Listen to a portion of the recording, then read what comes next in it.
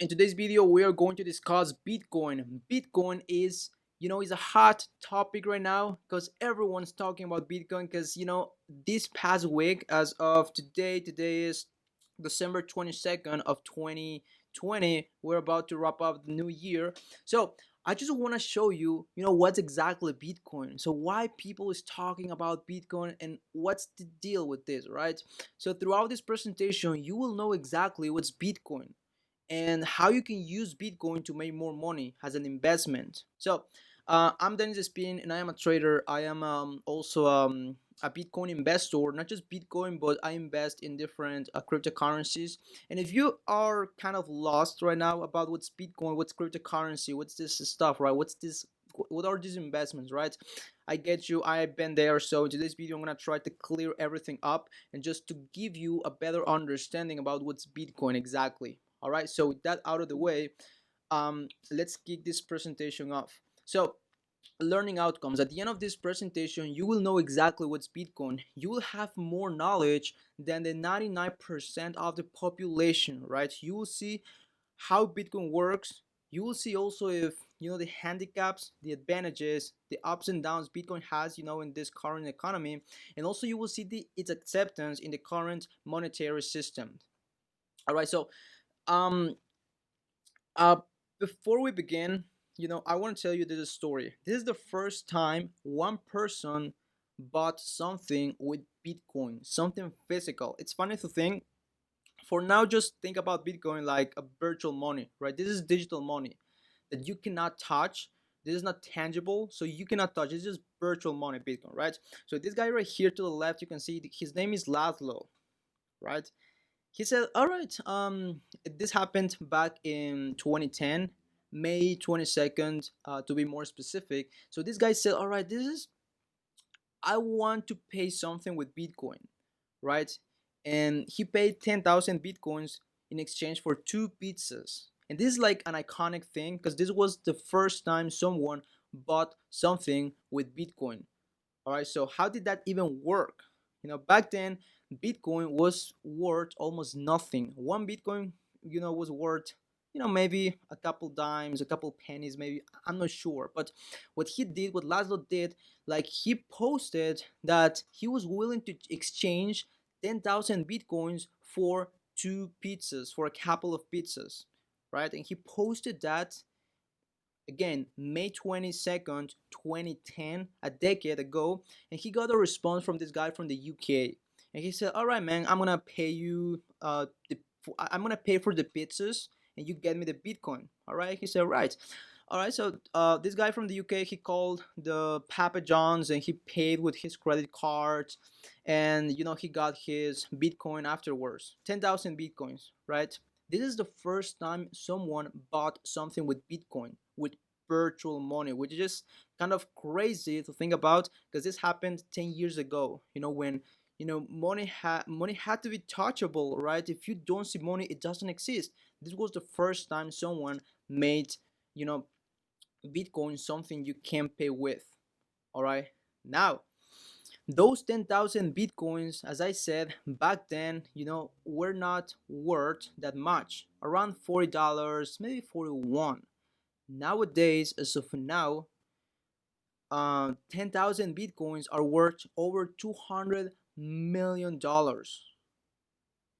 $200 million. Just take a moment to grasp, the magnitude of, the power of Bitcoin, the power of cryptocurrencies right now, right? So you can see right here, like this guy literally paid just 10,000 Bitcoins for a couple of pizzas. Now that money is worth way over $200 million, right? This is mind blowing. Of course, back then Bitcoin was not, well known. Bitcoin was not, a huge deal as of now, but still, you can see the growth.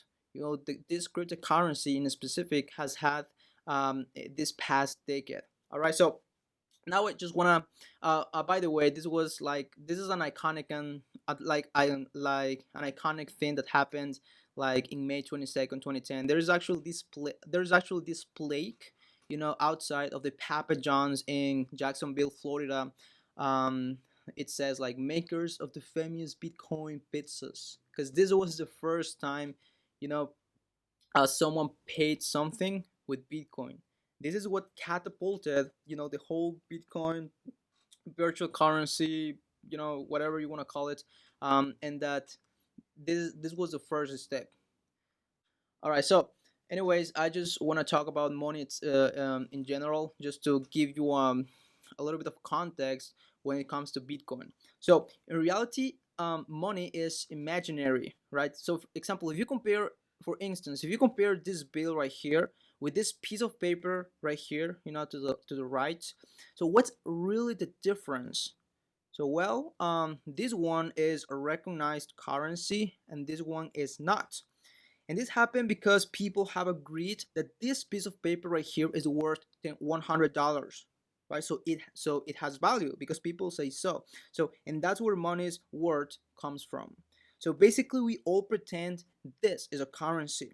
So and whom are the ones who put value on these pieces of paper? You guess it, the government, the banks, the central authorities. So we will tap into that later on this presentation. So now, what's Bitcoin? So Bitcoin, in a nutshell, it's a digital currency. It appeals to many people right now because Bitcoin is not tied to any political system or government, so it's not vulnerable to any possible collapse or failing, like the economic collapse in 28. So technically, it's virtual money you can use to buy and sell stuff online. It's also a cryptocurrency, which means that it's encrypted in a way that prevents it from being copied. Every Bitcoin transaction is recorded using a blockchain. This prevents people from spending the same Bitcoin more than once, since everyone else on the currency is peer-to-peer network knows that it just was spent. So it is, if you are a little bit confused right now, don't be. Throughout the presentation, I'm going to clarify and I'm gonna get things clearer. So hang in there. Now, what's the problem with money right now? What's the problem with the current monetary system? Money has two main drawbacks. Number one, it's centralized, meaning that you have a central authority that controls and issues it. In this case, the government or central bank. And number two, it's not limited by quantity, meaning that the government or central bank can print as much as they want whenever needed and inflate the money supply on the market. um, the problem here with money is the problem with printing money is that because you are flooding the market with more and more and more and more cash, the value of each dollar drops, so your own money is worth less. Over time, you'd need more dollars to buy something that used to cost less. So digital money right now, how do you pay digitally?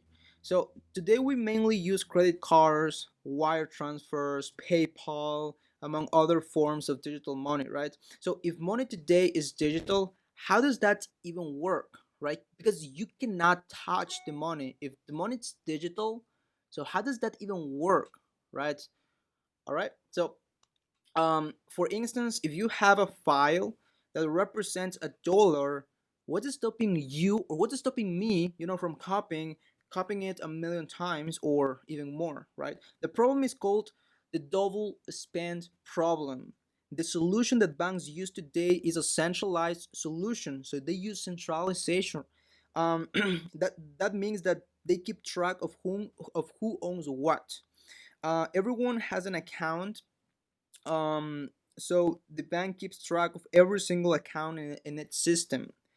In this case, the bank would be the central authority, right? So you can see this is the solution.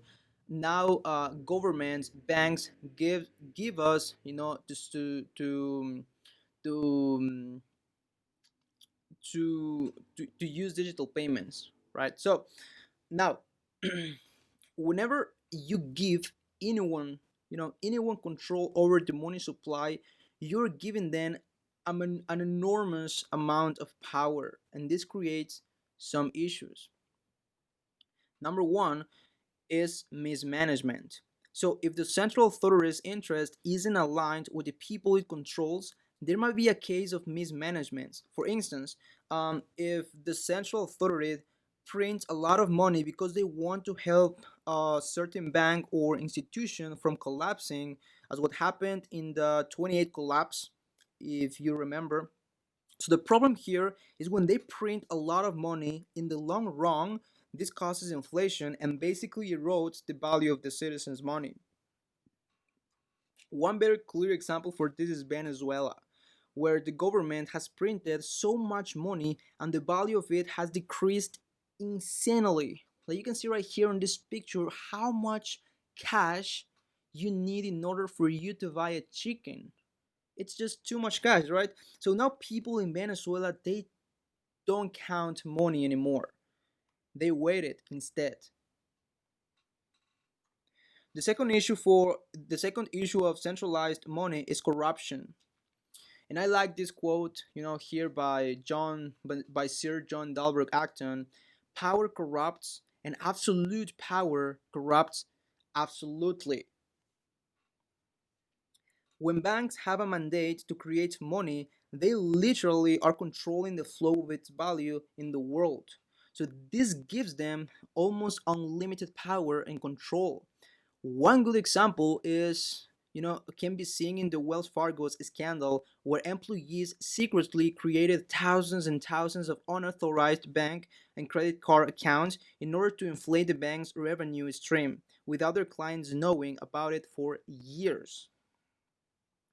Lastly, we have the issue of control. When you give away all control of your money to the government or any bank, at any point in time, the government can decide to freeze your account and deny you access to your money. In an extreme case, the government can call off the legal status of your currency, as was done in India a few years ago. So back then, back in 2010, 29, creating an alternative to the current monetary system seemed like a lost cause.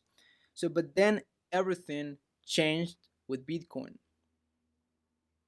In October of 28, a document was published online by a man calling himself Satoshi Nakamoto. This is a nickname. We don't know who started, Bitcoin so far. Up till now, we don't know who started Bitcoin. But he used this nickname. The guy who wrote this paper, he used Satoshi Nakamoto. But that's just a nickname. So this document suggested a way of creating a new system for a decentralized currency called Bitcoin. As you can read right here, Bitcoin, a peer-to-peer electronic cash system. So this system claimed to create digital money that solves the double spend problem, as we discussed earlier on this presentation. So without the need for a central authority, right? So Bitcoin is decentralized, meaning that there is no one computer like that holds the ledger. So with Bitcoin, every computer that participates in the system is also keeping a copy of the ledger, also known as the blockchain. So if you want to hack or I don't know, take down the system, you will have to take down thousands and thousands of computers, which is practically impossible. So all these computers keep a copy and are constantly updating it. So um, as you can see, Bitcoin is purely digital, meaning that you cannot touch a Bitcoin. There are no actual coin. So there are only rows of transactions and balances. You can see right here, this is an image. So when you own Bitcoin, this means that you own the right to access a specific Bitcoin address recorded in the ledger and send funds from it to a different address. So when you own Bitcoin, you got your wallet, your digital wallet, and then you store your Bitcoin in there. The moment you want to send out your money to another person, your Bitcoin, you will get your you will have to have the other person's address, and then you can send your Bitcoin. As simple as that. So you can see right here in these images, these are examples of addresses that that send Bitcoin. All right. So So why Bitcoin, right? Why people are, taking notice of Bitcoin right now? As we mentioned throughout the presentation, Bitcoin has some, advantages. So, for example, the one we just discussed before, Bitcoin is decentralized. So there is no bank, there is no government that can control your Bitcoin. So you got full control of it, of your money. There is no middleman. Bitcoin, cuts out the middleman, so you don't have to pay, extra fees. For example, when you have your bank account and you want to transfer your money, you just have to pay fees. You just have to let the bank know where your money is going exactly. You have to just do.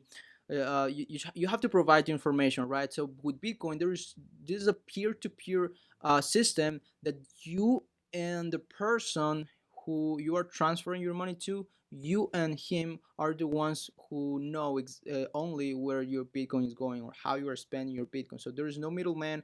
So the fees are less. You don't pay as much as you would pay in like in banks. The fees you would pay here with Bitcoin is when you have your wallet and you got like and you have to pay to your host, or or the website or the company that's holding your wallet. So you might pay some fees, but they are not as much as fees you pay when you transfer through banks or these huge institutions. Bitcoin is also programmable. Again, Bitcoin is not owned by anybody. Bitcoin is owned by every single one who participates in this system. So if you can program like another cover of security, or you want to add something in order for you to protect your money, your Bitcoin, you can do it. It's 100 programmable, and it's also open to all. So if you want to send money here, I don't know, from the U.S. to China, from or to South America or to Africa, it's open to all because no one owns it, right? There is no barriers from the government or from huge institutions that can, take down this currency, because this is owned by people who use it. This is the beauty of Bitcoin. All right, so and exactly that's the contrast between banks and Bitcoin. So banks are centralized, as we just mentioned. This is like the system, so they add value to your money. So if they can do whatever they want with your money, this is centralized. You have to provide information. Bitcoin is decentralized. This is just a peer-to-peer transaction, and your money, you own your money, and no one can have control over your own money. Also, banks are non-transparent, meaning that you have to provide data, and in every single transaction you make, every single transaction every single move you create in your bank account, the bank knows it, right? So they got a lot of information. You're providing a lot of information, and you might not have idea, but this is huge because they have access to your capital, to your money. So that might be dangerous, as we discussed, with the money issues, with the three money issues: mismanagement, control, and corruption. This could not be good, in the long run, if there is a crisis, as what happened in 28, if you remember. And Bitcoin is transparent. You have access exactly to everything in this platform. I mean, in this virtual currency. So as we discussed, Bitcoin is transparent. So there is no one person that is the owner of Bitcoin. Is decentralized, of course. Is the other thing. All right. So nowadays, Bitcoin is more accepted. There are huge firms, huge companies. There are even Bitcoin ATMs where you can withdraw your money. I mean, your Bitcoin. Um, so little by little, it's becoming more accepted. And nowadays, we are about to wrap up a new year, 2020. We will see what's going to happen with Bitcoin in 2021. A lot of people are having huge expectation, high hopes on Bitcoin. A lot of specialists and analysts are expecting to Bitcoin to raise to $15,000 at the end of 21. But of course, this is not information that that can be for sure. So um, but you can just have an idea that how Bitcoin has grown from 2010 up, until now. Bitcoin has been, revolutionizing the monetary system we have. And yeah, as I mentioned, now you can see that some huge businesses, some huge firms are accepting Bitcoin, and little by little is becoming something that it's going to change the way we pay digitally. All right, that is it. So if you like this presentation, please give it a thumbs up. Also, if you have any question, you can just leave it down below in the comment section. And if you want to share this video with someone who knows nothing about Bitcoin, you can just inform people more about this new cryptocurrency. I'm gonna come up with new things, with new information on Bitcoin, so you you keep an eye on that. All right, so subscribe to the channel. If you got any question, as always, you can just leave it down below in the comment section. So until the next time, peace.